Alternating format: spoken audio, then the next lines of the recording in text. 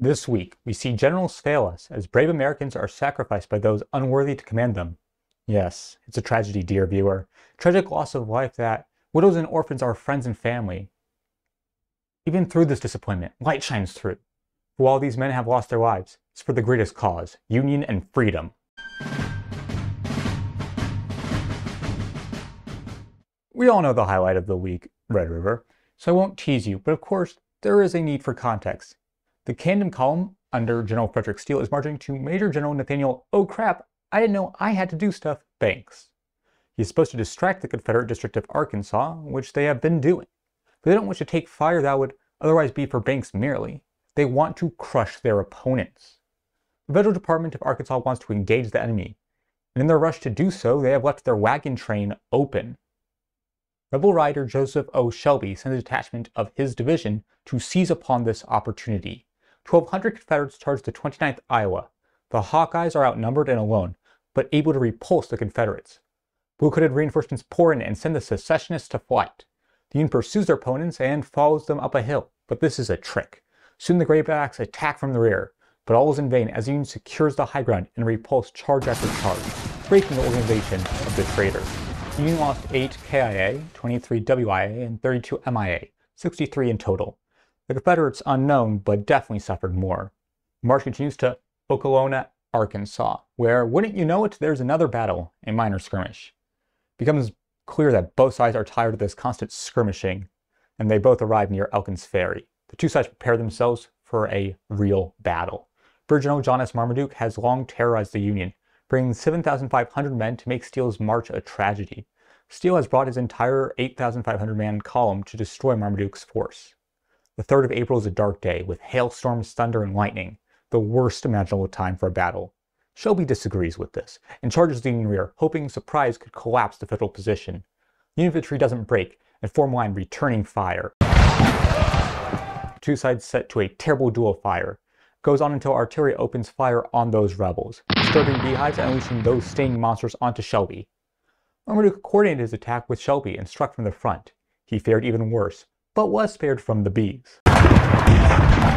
On the 4th, the battle continues, and Marmaduke starts pushing the Union back. Still, it turns out he has only been fighting the 3rd Division of Steele's force, not the entire force. And as the other divisions reach the battlefield, the Confederates lose the day. The Union suffered 38 casualties to Marmaduke's 54. The rebels failed to hold the Union above the Little Missouri River, opening the way for Steele to march into Louisiana. Steele's victories are just sideshow to Banks' campaign expedite failure. The 3rd sees Admiral David Dixon Porter drop off Brigadier General Andrew Jackson Smith's detachment. These men, borrowed from the Army of the Tennessee, have been the only regiments taking victories, and they're being dropped off to move with Banks towards Shreveport. Banks needs to move quickly, because these troops are the only ones with competent commanders, and time is ticking. Lieutenant General Richard Taylor, Banks' opponent, realizes that he can't stand against both Smith and the dumbass with the big army, so he falls back with his 16,000 men to Mansfield. This is a good position, but all Banks needs to do is wait for Smith. And he's going to mess this up, isn't he? Now we get to the Battle of Mansfield. Before going forward, I would like to mention that my primary source is Mountains Charge by Mr. Dan Jones, and this is heavily biased. Like, more than expected. I don't think I can accurately convey how much, other than to read from the 2nd chapter named Bummers and Cotton Thieves. Yes, that is a chapter name. The criminal behavior of the invaders was a reflection of the muddled and corrupt mission given to them by Lincoln. He then uses a report to accuse the Union of firing volleys at citizens and children, and violating the laws of the Christians and Mohammedans. If I mentioned every unquestioned accusation levied at the Union, I would sound like a hysteric. But it's one of the only sources I have, so I did my best to try to cut out the conflict of interests. But the report seems one-sided. This is why. The 7th sees the Confederate cavalry as aggressive. The Union cavalry is still being prepared for this. At Wilson's Farm, the two sides clash, and the rebels are pushed back, but not beaten. Federals are happy with the battle, but there's a problem. Rebel horse riders live. And they report to General Taylor, who upon hearing the news calls a council of war. General Smith, Taylor's superior, wants him to fall back to Shreveport. Taylor knows this would spell disaster. Mansfield is the last defensible part. After it, there will be ample opportunity for Banks to separate the rebel defense. But he's under orders. What can he do? With General Greene, Morton, Colonel Gray, and Major Mercer, he confers because he doesn't want to disobey orders. But he won't without their support. He will send a message to General Smith telling him of his planned battle, but with no time to reach him. No courier, no equestrian. Instead, a captain who won't make his way for days. Taylor learned his way of war from Stonewall, which is to replicate the famed Valley Campaign. He knows the Union horsemen under General Robert.E.Lee are alone, so he calls upon a massive 4,400 infantry under General Parsons and General Churchill to reinforce him. Now Lee knows he's outnumbered, sends a request to General Franklin for a brigade of infantry. He is turned down, he goes to the overall commander, again turned down, but on second thought, General, oh yeah, I'm supposed to win. Banks sends Colonel Landrum's division, and 2 more brigades from Colonel Emerson's division to support Lee. This brings our numbers up to around 5,000 soldiers on the field. Taylor has nearly 9,000, the high ground and breastworks. General Lee is trying to push the rebel cavalry under General Greene into Mansfield, but this is a trap. General Mountain's Louisiana and Texas division are waiting for this mistake. The 18th Pelicans stand tall and unleash a volley into the 500 northern equestrians. Our bluecoats are forced back on the second salvo. 3 loud cheers are had for the Louisiana infantry. Lee won't fall back without a fight and has Colonel Lucas dismount his cavalry brigade and advance in skirmishing order, hoping to show that the earlier retreat was a fluke. They stand firm, engaging with their opponents for about an hour. Neither side charges, merely reloading and firing their pieces. But the stalemate unnerves the Confederate commanders. Federal reinforcements are flowing in, and given enough time they will outnumber maybe even 4 to 1. General Taylor takes to reassuring his subordinates. Little Frenchman, I am going to fight Banks here if he has 1,000,000 men. This spirit spreads among the command, and the beloved General Mountain comments to his second-in-command, General Poignac, and tells him in French, let us charge them right in the face and throw them into the valley. The Louisiana infantry under Poignac are urging for the order that comes at 1600 hours. They are to advance against the Union directly. The ardor of Mountain's troops, especially Louisianians, cannot be restrained by their officers. Crossing the field under a heavy fire of artillery and small arms, division reached the fence, paused for a moment to draw breath, then rushed into the wood on the enemy. This charge runs through the Union position. The hailstorm of bullets and the blast of grape shot does cut down their numbers, but no matter how many graybacks fall, they're just replaced in line. This might be because rebels are illegally using Vicksburg parolees who are not supposed to fight. But it might also be because the governor, Henry W. Allen, has sent a good number of the state militia, which he has arrived at the battle, to watch over.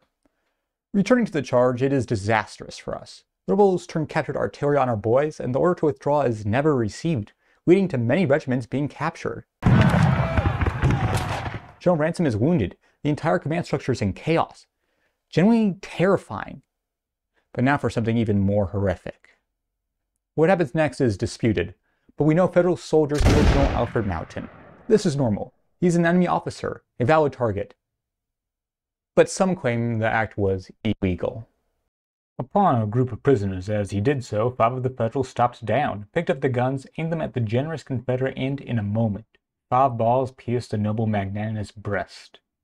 Those Federals are then shot down, and then 35 prisoners. Some claim he was trying to get a group of Union soldiers to surrender when fired upon. Others claim a band of bluecoats just shot him. But what is agreed upon is the massacre of prisoners after Mountain's death. This seems to be a turning point. Despite my source having already claimed victory and saying the loss of Mountain energized his men, as he was the most beloved general of the war, it seems it went the other way. Much of the rebel high command is lost as individual regiments are turned back as Union brigades move to repulse the charge. My source also doesn't mention where these reinforcements came from or when they arrived, so I guess teleportation doomed Taylor's first attempt? Brigadier General Robert Cameron and his 3rd Division arrived and deployed their line against Mountain's division, now led by General Polignac. Apparently on the side of the Texans in Louisiana, the Union threw down their weapons and joined the rout. Though they are granted 1 hour before they are overwhelmed. Though it seems that this time they are routed and rallied multiple times. I honestly don't understand this book. What is agreed upon is that General Franklin, the commander of the 19th Corps, is now wounded. Federal brigades form up and are outflanked, despite having their flank covered, and they lose their artillery and ambulances. What? We are given a noble hero for the Union, though. Colonel John Carnell, Brave even to a fault, he remained on the field till too late, and was seen to fall before the last heavy volley poured upon the devoted division. A truer patriot and braver man fell not on that battlefield. This is all from the Union perspective. More specifically, the story and confusion I just told you about the second phase of the battle is all from the Union perspective part of this chapter, in my source. Honestly, I don't even know if my report is understandable. Now for the third phase. I don't know what is a quote or not because there are random quotation marks. So let me get the best summary I can. The 1st Division under Brigadier General Emory holds the line for a long time, repulsing the rebels because, according to the author, or a rebel soldier, again, random quotation marks, they weren't expecting to fight reinforcements. Also, apparently this division had 10,000 men. This is a claim that will never be challenged. This book doesn't give me a number for Union forces. The 1st Division holds, and despite the terrible day, the Northern Able is able to extricate itself and fall back to Pleasant Hill. The Union lost 240 KIA, 671 WIA, and 1,508 MIA, for 2,419 total. They also lost 20 pieces of artillery, 250 wagons, thousands of small arms, and the accompanying ammunition. Rebel losses are not given, but are estimated to be 1,000 total. This book is biased, and honestly I should have gotten a way better one, but the only other book wouldn't have arrived in time. The loss is exaggerated. Even trying to understand it without the bias, I know Banks messed up. His men were left to fight alone. They were sent in piecemeal. His army survived only because of his subordinates. The losses are on this full-turned field marshal. God damn it, Banks, how are you this much of a failure? Do we have another General Seymour? Let's instead look at the politics of this week. The 4th, President Lincoln wrote on his feelings towards that evil institution. I am naturally anti-slavery. If slavery is not wrong, nothing is wrong, and I have never understood that the presidency conferred upon me an unrestricted right to act officially upon this judgment and feeling. The same day, Congress passed a resolution proclaiming that no monarchy will be allowed in Mexico. This puts the country in direct opposition with France, trying to establish an empire under Maximilian I. I don't know why we are doing this other than our principles of democracy, but I hope we aren't antagonizing Emperor Napoleon III. That leaves only a final action on the 4th. A fair? What fun! This is a promotional fair for the Union Army organized in New York City. Grand procession of marching bands and musicians opened the event before a speech by one of the principal organizers, Major General John Adams Dix. To your hands, ladies, we commit these contributions from both hemispheres to be disposed upon your auspices. And you may rest assured that the source of consolation and comfort which you are opening for others will be poured out in kindred currents of gratitude to you, to bless you with the highest and purest of all gratifications, that of alleviating the condition of those who are suffering for a cause involving as its issue every element of civilization and of social order. This fair will last till the end of the month and raise over $1 million, the best sanitary fair ever. That moves us to the 6th. The convention in New Orleans does what Lincoln wishes he could, and ends slavery in Louisiana. Usually this would be the most tremendous blow to the evil bondage of our fellow man, but I'm pleased to announce that on the 8th, the Senate passes the 13th Amendment, 38-6. The 2 Democratic senators from Oregon, Senator Benjamin Harding and Senator James Nesmith, crossed the party line. I don't even know how to express how great this is. Enough to make a grown man weep with joy. But there's still much work to do. We must get the supermajority in the contested House of Representatives make its way through the states. But the simple step is enough to swell my heart with pride. Usually I would end with such a grand event, but this week has far too much. Let's talk about transfers. The 4th has Major General Philip Sheridan, division commander from the Army of the Cumberland, who has long fought along with Lieutenant General Grant, arrive in D.C. He is here to take over the Cavalry Corps of the Army of the Potomac. This is clearly due to Grant's favoritism. I don't know what to say about this change. Brigadier General Gregg is replaced. Now, Sheridan is an infantry commander with minimal mounted experience. But overall, he does have more experience as a commander. He has fluctuated from about average to sound. But I seriously don't know what to expect from this change. The other transfer is the end of the Department of East Tennessee. Yes, General James Longstreet has been ordered to rejoin Lee's Army of Northern Virginia. As an independent commander, he has failed. Still, he has always been Old Robert's best subordinate, even above Stonewall in my opinion. And after Jackson's death, he towers over General Hill and General Ewell. Let us now look at a national tragedy. Do you remember the California column responsible for the ethnic cleansing of the Navajo and Apache people? The 7th comes and reports on the massacre of 21 Native Americans and the seizing of their food. These brutal acts are replicated again and again. Then there is Sickles, traveling. He left New York on the 6th and later gave a speech in the state capitol in Albany.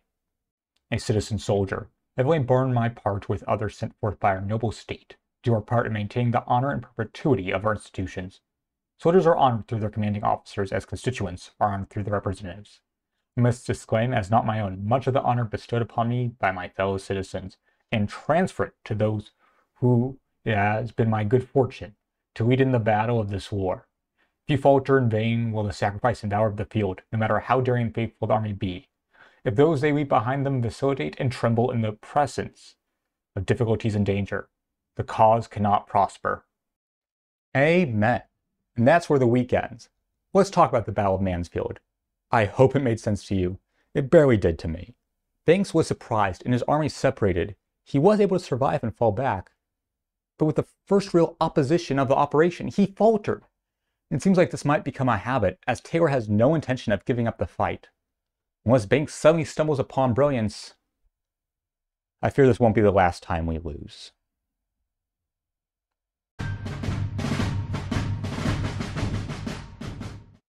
As you can tell, I am back in my, new, old set. I'm back in this set. But I just want to thank everyone for sticking with me through the St. Louis saga, through the Annapolis saga, through the Chicago saga. I've had a lot of sagas. But seriously, your support means the world to me. I'm so happy you guys enjoy what I do. I really do hope to see you next week.